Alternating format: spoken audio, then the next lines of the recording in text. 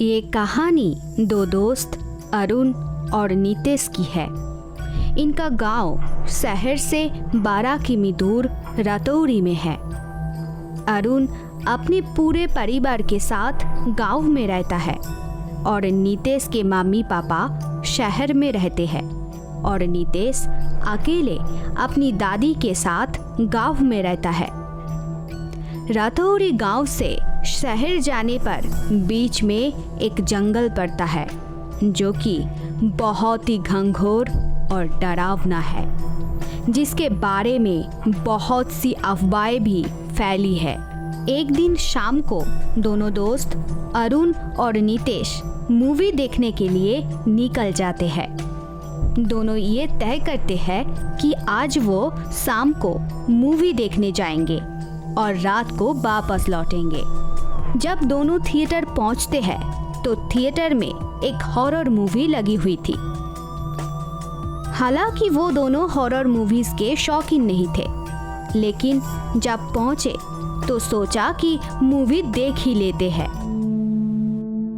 Show खत्म होने के बाद दोनों वहां से बातें करते हुए निकल पड़ते हैं। जब दोनों उस रास्ते में जंगल से होते हुए आ रहे थे,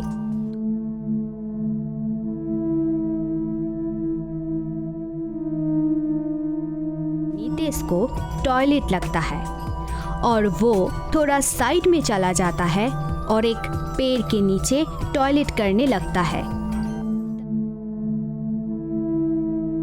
अभी अरुण भी वहां पहुंचता है और टॉयलेट करने लगता है।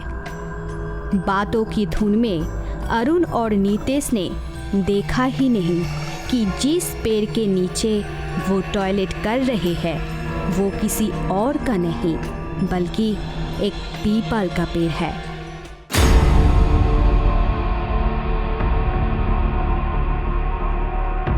जब अरुण ने पेड़ की ओर देखा तो थोड़ा घबरा गया, लेकिन नितेश उसकी बातों पर हंसते हुए पेड़ पर एक पत्थर मारा और वो दोनों हंसने लगे।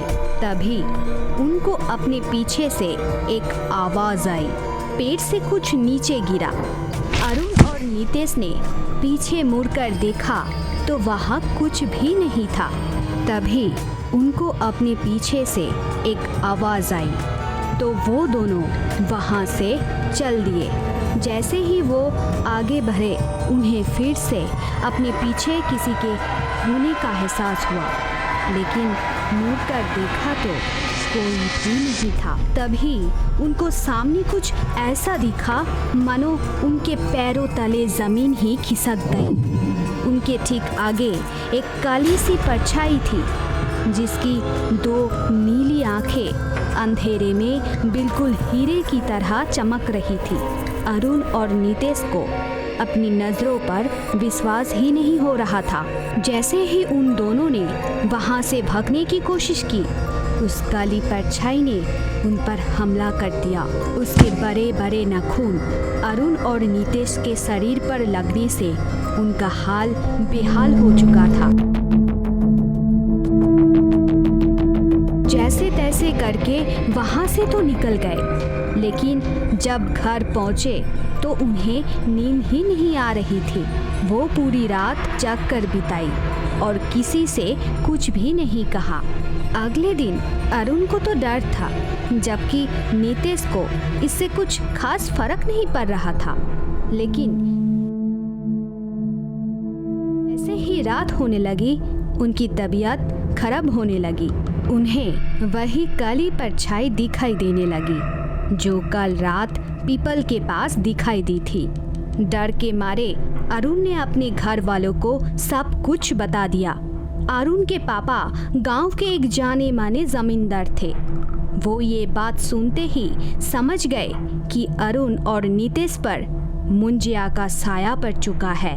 उन्होंने बताया जब किसी बच्चे की उसके मुंडन के 10 से 14 दिन के अंदर मौत हो जाती है तो उसकी आत्मा मुंजिया बन जाती है।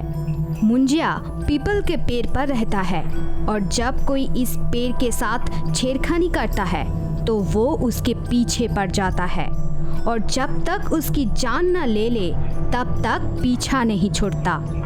उन्होंने अरुण को साथ में लिया और नितेश के घर जा पहुंचा। जब वो लोग नितेश के घर गए तो नितेश की हालात बहुत ही खराब थी। अरुण के पापा ने नितेश से पूछने की कोशिश की, तब नितेश की भी आंखें उस काली परछाई की तरह नीली होने लगी। नितेश और जोर से चीखने लगा, चिल्लाने लगा। वो अपनी ही नाखून से अपना शरीर नोचने लगा। वो लोग कुछ सोच ही रहे थे, तभी नितेश अपनी बेड से उठा और छत से नीचे छलांग लगा दिया। नीचे गिरते ही उसके सर से खून निकलने लगा और नितेश बेहोश हो गया।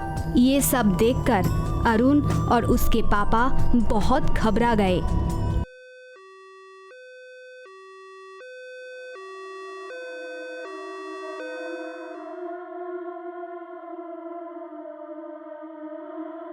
अरुण के पापा ने अरुण को साथ में लिया और एक बड़े पंडित के पास पहुंच गए। वहां पहुंचकर उन्होंने पंडित को सब कुछ बताया कि उनके साथ कल क्या हुआ था। ये सब सुनकर उस पंडित ने अरुण और नितेश को कल सुबह ही उस पेड़ के नीचे एक पूजा करने को कहा। पंडित से बात करके वो लोग घर आ गए, लेकिन जैसे ही सुबह हुई पंडित को बुलाकर पीपल के पेड़ के नीचे पूजा करवाई और माफी मांगी। उस दिन के बाद अरुण और नितेश को वो काली परछाई वाला मुंजिया कभी दिखाई नहीं दिया। लेकिन उस दिन के बाद अरुण और नितेश कभी भी थिएटर नहीं गए और ना ही कभी हॉरर मूवी देखी। तो अगर ये वीडियो आपको अच्छा लगा तो लाइक, शेयर एंड कमेंट कर दीजिए और ऐसे ही हॉरर स्टोरी देखने के लिए थिंग्स स्कैरी चैनल को सब्सक्राइब कर दीजिए।